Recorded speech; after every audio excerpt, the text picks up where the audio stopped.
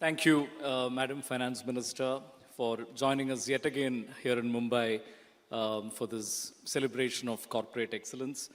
I'm particularly grateful that throughout your tenure, you have joined us for this particular event. You are now India's longest continuously serving Finance Minister. Can I ask you,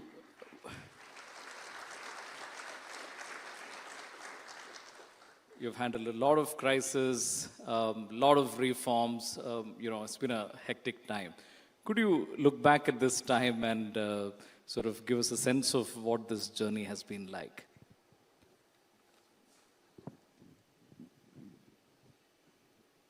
I'm not sure if I'll be able to summarize anything. Journey, no. I don't look at it like that. I'm all right carrying on with my assignment. But last few years for not just the finance ministry, but in general, has been very challenging. And I'm sure industry leaders, business leaders also have this feeling that never before has there been a stretch of, let's say, 6-7 years, each year posing a different challenge. That's been my experience as well. As we look at the situation in West Asia and the crisis that has been unfolding for several months now, during your tenure in office, you've handled many crises.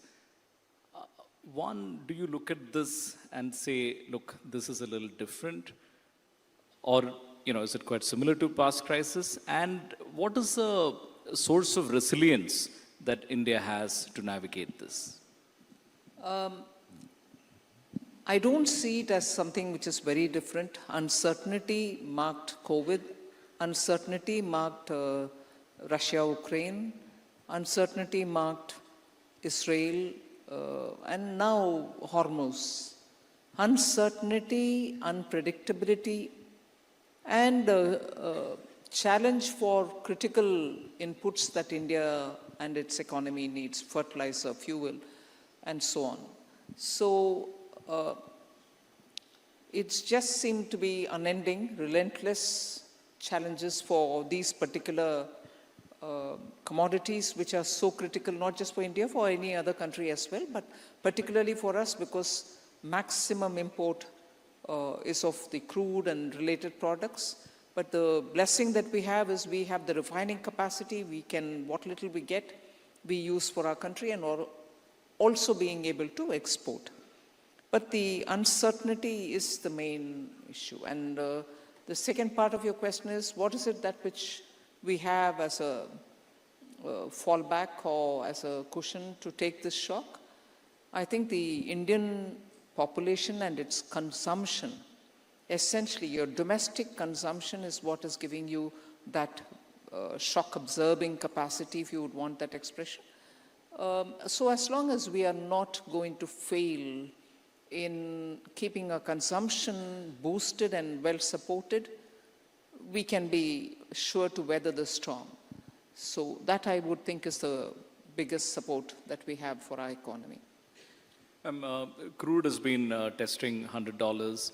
Crude has historically, oil prices historically has been one of our key macroeconomic vulnerabilities, feeding into, fertilizer prices and everything. So how do you assess the trade-offs in terms of protecting growth, managing inflation, and maintaining external stability? No, there are no trade-offs. You'll have to just work on all the three simultaneously. There's no way in which you can sit back and say, I have something offsetting this challenge. I have some other thing taking care of some other challenge. No, I think eternal vigil, keeping ourselves alert to the changes, like the latest, which all of you have also reported in the media, the cyber challenge we have because of the Mythos is going to be a big one, on which we've spent some time in the ministry with the banks, with the cyber agencies, which are Government of India agencies and so on. Suddenly, that seems to have taken such a dimension that no one is aware of what exactly this animal is, this beast is, and how exactly is it going to play out. Now, would you have imagined a couple of days or a couple of weeks ago that there is this new threat, which is as big as the threat of the war, which is going to hit us in terms of our entire digital network? That digital network, digitization, has brought in such a great change for India. It's a fantastic force multiplier. But now, again, like any other threat, any other cyber threat, you would think, oh, one more. No, this is a totally different thing and of some dimension which we are yet to grapple. So like that, I think it is just a world where things are changing with such rapidity. We'll just have to keep eternally vigilant. Actually, we reported the story that the NASSCOM itself has written, the representative body of India's IT sector has written to Anthropic, specifically saying our companies should be given access. And they've given access to 40 companies globally, some of whom they have disclosed, all of which are American, rest of which there is no transparency. Now, on a key matter like this, which really could undermine, all kinds of cybersecurity, especially relevant for banking, so many senior banking leaders are here today. We are in a situation where we are at one level somehow at the mercy of a private entity in another country. How do we tackle these kind of situations? No, first I want to give you a reassuring word on that. The Ministry of Electronics and Telecommunication, MeitY, is fully seized of the challenge that we are facing. And they are engaging with the US administration, they are engaging with Anthropic themselves, and they are also finding out ways in which those few agencies or vendors who have been given the chance to test what this whole thing is all about, they are in touch with them as well. So the ministry is fully seized of this issue, and they are constantly keeping everyone in touch. In fact, the minister was sitting with me when I interacted with the banks in order to alert them, in order to get them together to see if we already can have ways in which, using artificial intelligence, we are able to respond to the challenge which is coming through Mythos. So I think, to be fair, the ministry is fully seized of the problem.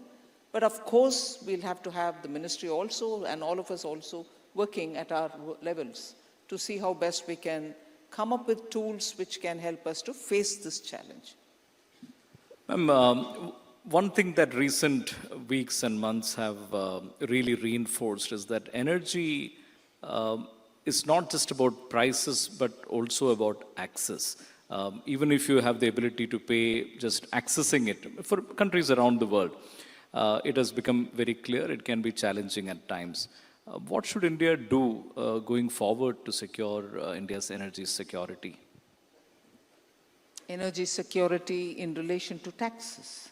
No, with international routes getting affected, where just being able to access energy can be difficult. I think India has been,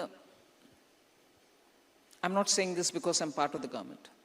India has been very clear that its priority is its citizens and their, requirement for energy. And since when, soon after COVID, when prices crashed also, the Indian government has been conscious that every opportunity to give us the comfort in terms of keeping our strategic reserves completely filled and ready, and when prices went up, to give the support required for the oil marketing companies, which have to bring the products, first of all, into the country, and then refine, redistribute, and so on. So we have, I think, been very clear that what suits Indian interest will be the top of our priority. Source it from wherever. Source it from wherever it is cheap. Source it wherever who can give us in time the requirement that we have. We have never kept this list of our priority aside. So irrespective of what anyone would say, I think the Indian government put India's interest on the top. And we have been very clear to obtain crude oil and make sure that our energy requirements are met with India's priority on the top rather than any other consideration. Should I then read that as a guidance about what could happen with regard to, say, fertilizer subsidies?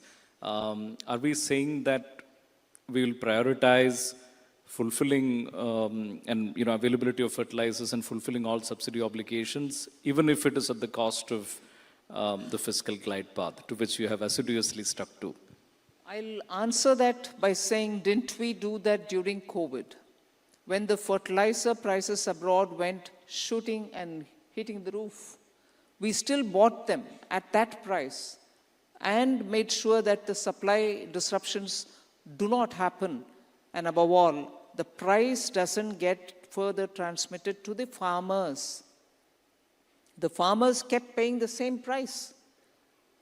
We never pushed forward with putting that burden onto the shoulders of the farmers. Farmers paid the same price as before. And therefore, this question, I think, is more for us all to look at what the performance of the government has been even earlier. We've seen, now I'll come to the matter of FPIs and FPI outflows and FDI flows overall. We've seen for past several years now sustained FPI outflows, and we are more recently also seeing some weakness in FDI numbers. Now, is this part of cyclical global trend, or are there domestic factors we need to address to improve the situation? I have a difficulty. The moment I answer one way, even if I state the fact, it becomes a headline affecting the sentiments. Stating facts for a minister is becoming a limiting factor. And if I don't say the facts, I will have Shrutijit write, the minister was evasive. So end of the day, I have no choice. I don't want to win in this situation. But can I last in this situation is what I'm looking at. But I'm sure all of us observe economies.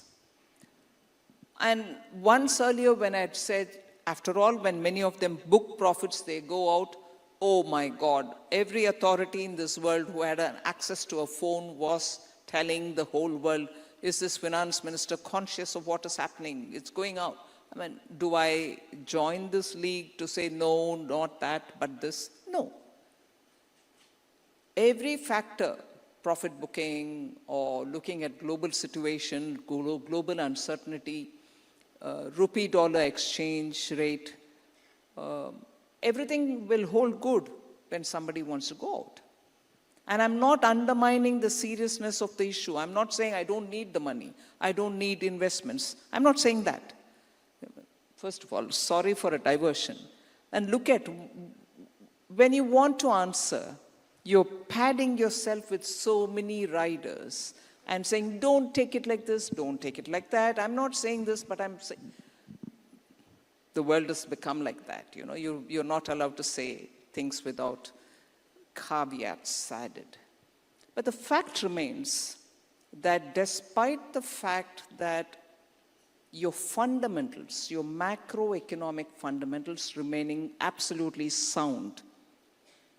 And even now, just a week ago when World Bank and IMF came up with India's figures, they said we still continue to be the fastest growing economy. And that cannot be without basis. And even at that time, not one of the primary indicators that you picked up, your foreign exchange reserve, your inflation management, none of that is still worrisome.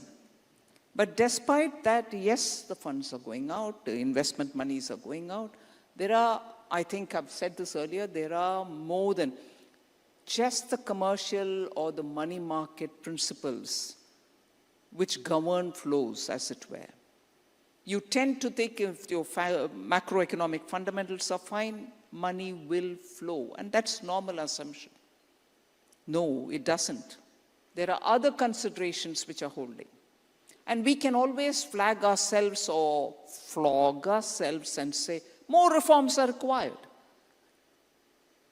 We are ready. Prime Minister is always keen to say, go ahead with reforms. We need to be easier an economy for people to come and invest and operate, and manufacturers, MSME, everybody should have it easy so that they can function. We are not against reforms. But is it just that? Or are they strategic consideration for big funders, big private equity operators, or big, fund managers to consider India? Let's have an open, big conversation. This country needs open, free conversation. It can't be always, oh, you have to do this, you have to do that. Yes, we are ready to do all that. And under this Prime Minister, there's never a shut door when it comes to reforms. But please, all the domain experts, look at what is happening. Tell us, is it our fundamentals which is worrying? Is it our inflation, which has been kept completely under the control for the last 1.5 years? Yes, the exchange rate will be a consideration, serious consideration. Another consideration that market participants often point out, and we've discussed this in the past as well, is the dual incidence of having capital gains as well as securities transactions tax. At this stage, is this something that the ministry is reviewing, or you think there is a case to review? Again, a question which has been asked since the time I've come into this ministry, every year. And if that is again, I'm looking at ways in which I can answer without irritating anybody who thinks I'm not catering to their requirements. I'm not giving the answer that they want. I have that difficulty, but with that said, I'm still saying, 23-24, India saw highest investment into the country. Did it or did it not? 23-24 or 24-25? I would think 23-24.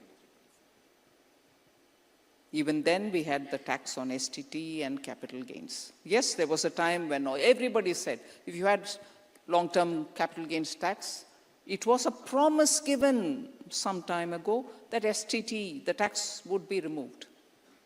We've heard it. I understand the logic. But that's a question which is being asked even when 23-24 you had investments come into this country. So I'm neither saying yes, nor am I saying no. Please don't read, oh, she said this, so tomorrow she's going to remove STT. I'm not saying that. Nor am I saying it's right to continue with both. I'm not saying that either. But let's look at the context before we answer. Having had the privilege of interviewing many times, I've never seen you give so many caveats. So that's also new. They say, right, as you go through the experiences, you learn. Every year I'm adding newer caveats because I learn from Srutijit. Ma'am, but you said this. Ma'am, but you said that. So, please. Earlier my fear used to be, will it become a headline tomorrow morning? I don't want a headline. Now I'm worried about many other things which come in the conversation. Ma'am, about the stake sale in IDBI Bank, is this a recalibration of the process? Is there an overall rethink in terms of our disinvestment strategy? Where does it stand? IDBI will go through the formal process. I think the explanation was given on why it couldn't go through the last time. So the valuation issue. So no, there is no halting IDBI. It'll happen.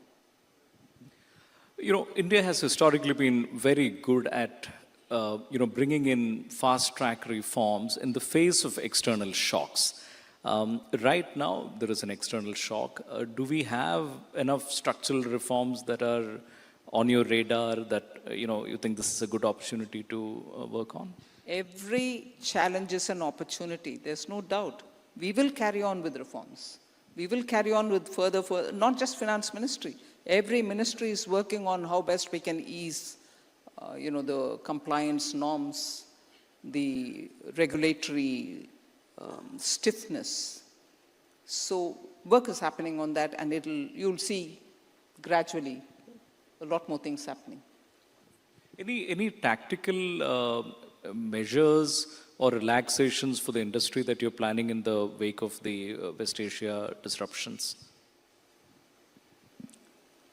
I don't know what tactical means here, but just as when you had the US tariff, we came with a package to help those who were exposed to the US market.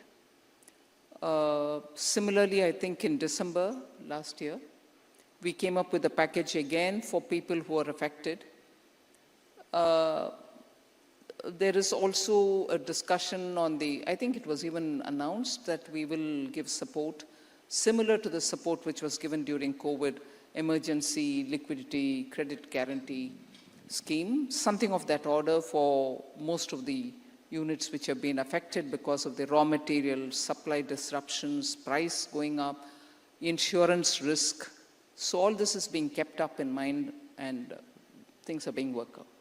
Since the clock is blinking, I want to ask you a couple of political questions before we end. What do you make of the high voter turnout in West Bengal and Tamil Nadu? You know, the normal cephalogist analysis would say when there is a strong anti-incumbency, when there is a change in the government, that's when there is a voter turnout of this kind of a significant number. And I guess, therefore, there will be a change going by this, voter turnout. There will be a change in West Bengal and Tamil Nadu. And what is it about your party, ma'am, that so many opposition leaders around the country seem to want to leave their parties and join yours? What is the formula?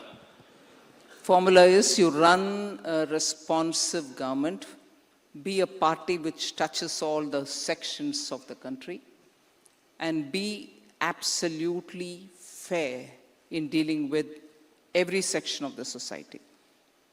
Therefore, people get attracted, and you have a leadership in Prime Minister Modi, which has made him stay in public office for more than 25 years.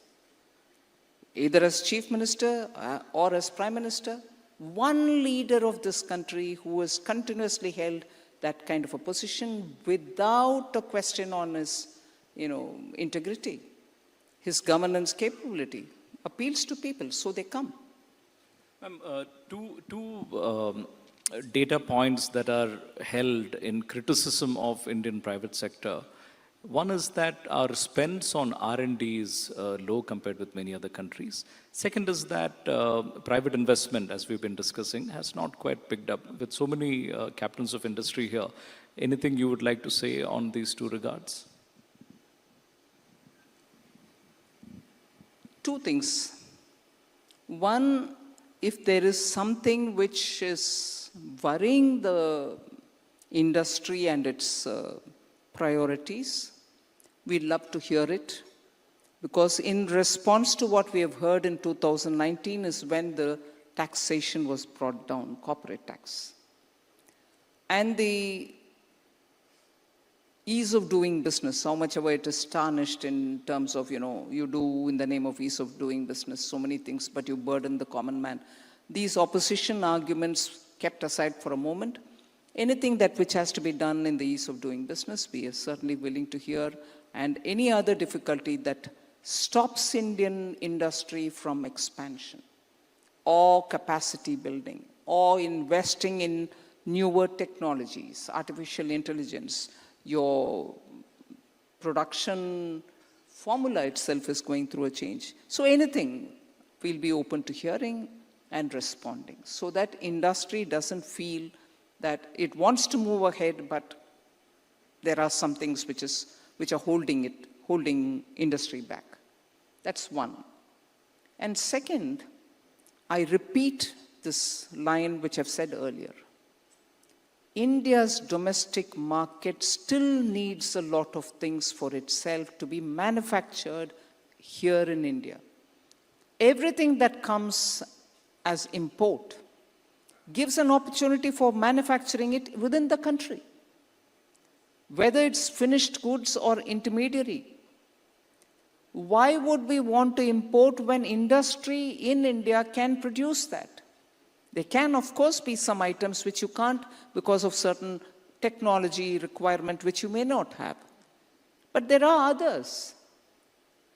And in that, if Prime Minister Modi is talking about Atmanirbhar Bharat, it is with the hope that Indian industry would come in to manufacture those goods which we no longer need to import.